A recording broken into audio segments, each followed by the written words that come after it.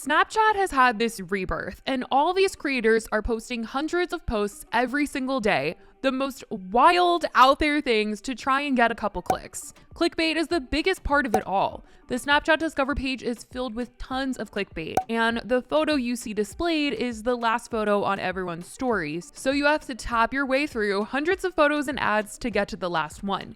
And the Vlog Squad is known for clickbait. I mean, David literally sold clickbait merch back when he made YouTube videos, so technically he's just doing what he's always done in a way, but people think it's a bit strange what's been posted or who. These are some of the stories they've recently had, and people just find it a bit interesting, to say the least. Feeling like the guys take any opportunity to show off the girls for the dollar bills. It's getting noticed more and more, and especially when they start to use a photo more than once. Like back in April, Jason posted this photo of his fiance on the ground with a dog bowl, and over the weekend, he used it once again. It probably did numbers for him, and that's why he used it again. Much like how Landon McBroom is constantly using his ex-girlfriends for clickbait. He posts photos of Shyla constantly, and when it's not her, it's his other ex, and it's just so freaking weird. Although that to me is a little worse because they've both come out and said that they didn't want to be posted, yet he continues to do it.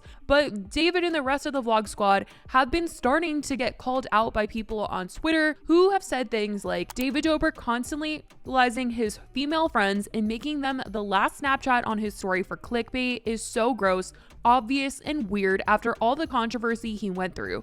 I can't believe I was ever a fan of this man. Honestly, I own merch and everything. David Dobrik always using his girlfriend's bodies as clickbait on Snapchat really just needs to be studied. Unhinged behavior. David Dobrik using his female friends for clickbait on Snapchat will never sit right with me. I don't know if David is trying to bring this clickbait brand of his back or what, because that's pretty much what's going on over on his Snapchat, and it's pretty similar to what was happening on his YouTube channel. Because his YouTube thumbnails were also kind of this way, with him having girls in it and such, and we know what lengths David is willing to go to for a YouTube video to get some clicks, so this can't be all too surprising, can it? But it just seems to be a situation that people are talking about more and more as Snapchat is getting more flooded with creators going back to it, and the competition is getting crazier because of it, and it clearly has creators pulling out all the stops to stand out. I mean, Jason, it's strange, okay? You have to admit that Jason posting this is strange. And the fact that this isn't even the first time that he's done it, like, you know, he's like, this is my breadwinning picture of my fiance. Let me use it again. But it's just so weird how these like photos almost never have anything to do with the rest of the story. It's just like randomly there all of a sudden. Snapchats usually consist of people going to the grocery store, taking a picture of quite literally every single product in the store, or going to an open house, taking pictures of every single corner of the house, going to a restaurant, taking a picture of every single food item, everybody that's with you at that dinner. Like anything that you can take a picture of, it's going to be in the Snapchat. Okay, this is probably the most popular series I do over here on Snapchat. It's David Eats Krispy Kreme Donut. Look at this. Look how soft it is. Melting in my hand. Oh my. Literally everything and anything has become Snapchat content these days. And I mean, the thing is, most of the content is super chill. It really is just a bunch of like nothingness in order to get to that last final photo that is like the big thing everybody clicked for.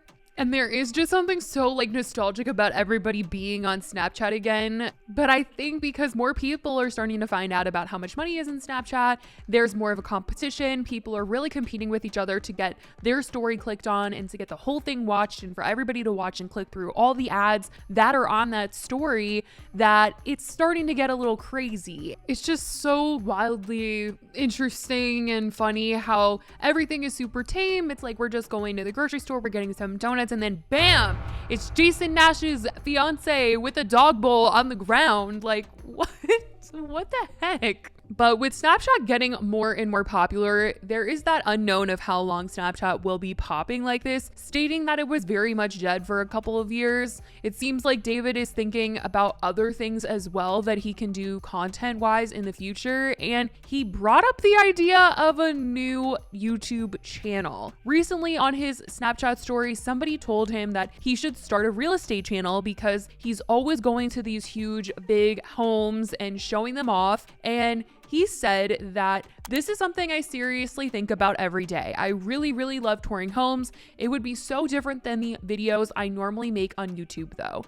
I'd want to start a channel where I tour things like homes, hotels, private planes, yachts, and stuff like that. That kind of stuff always interests me. I'm on Zillow more than I'm on any other social media app, LOL. So who knows if that will actually happen? Maybe he'll wait and see how Snapchat does and if it keeps up. Because if Snapchat keeps going, he's probably just going to keep that kind of content on Snapchat. But if he sees some changes, maybe that's when a YouTube channel will start. And maybe he's just saying that because he wants the clicks. I don't know, but very interesting to hear David even mention being on YouTube again in general, or like that being a possibility. But as of right now, Snapchat is staying the winner of the social media game, it seems, at least in the pockets of the creators that are posting daily stories on there. And Karuna Kopp even admitted to this, saying that she's made more money from her Snapchat than her OnlyFans. I think I make more on my Snapchat now than I make on my OnlyFans.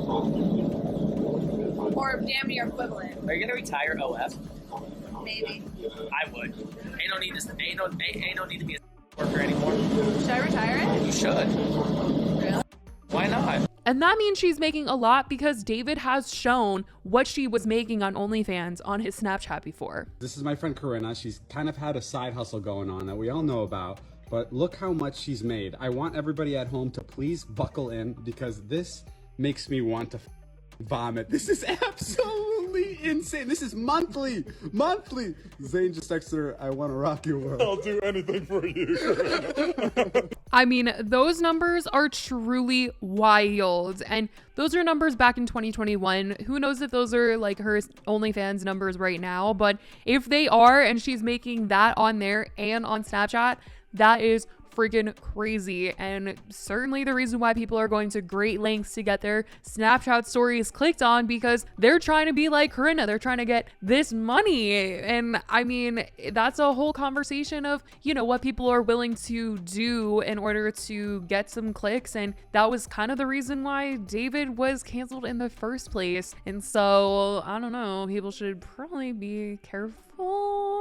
I mean, that's like touchy territory, especially when it comes to the vlog squad, about like what lengths people are willing to go to get clicks, and if it could potentially hurt you in the end. But Corinna hasn't been the only one that's been super open about how much money she's made from Snapchat. Bryce Hall has also come out and talked about how much money that he's been making, and Tana was even talking about the fact that Bryce is making $50,000+ monthly. Bryce Hall showed me how much money he's making on Snapchat, and it's actually like, it's dark. It's crazy. So I asked them. Is it above 50,000 a month? Yes. A lot more above that? Tana, though, was rejected from the creator program, which I do find really interesting. She said that she tried to be a part of it, but they said that she was not brand safe enough, which is just like, what? Because you see like all this other stuff that people are posting on Snapchat, and I don't know about it all being brand safe. So the fact that Tana is being called brand safe and she hasn't even posted anything on there, it's interesting. Creators are making bank on it. They rejected me. Apparently I'm not brand safe enough. Snapchat, I just want to let you know, if you want to reconsider, I will post They're flowers. All watching this guy. I'm loving it, guys. Flowers and gardens and Bibles and my health journey and charitable donations. I just gave money to a homeless man the other day. I could have filmed that, you know, on some night shift. That was a little while ago that Tana said that, and she's still not on Snapchat. So they clearly are still not letting her into the creator program, which I just find that so interesting that she isn't brand safe, but David Dobrik is, because I feel like people will definitely have some opinions on that. But I certainly want to know what you guys think about what people have been saying about what David has been posting and other Vlog Squad members, especially that photo of Jason's fiance with the dog bowl. Let me know. And about David potentially having a YouTube channel where he's talking about real estate and touring homes and all of that, do you think that would do well for him? Let me know your thoughts in the comments. I love you guys so much, and I will talk to you in the next video. Bye, guys.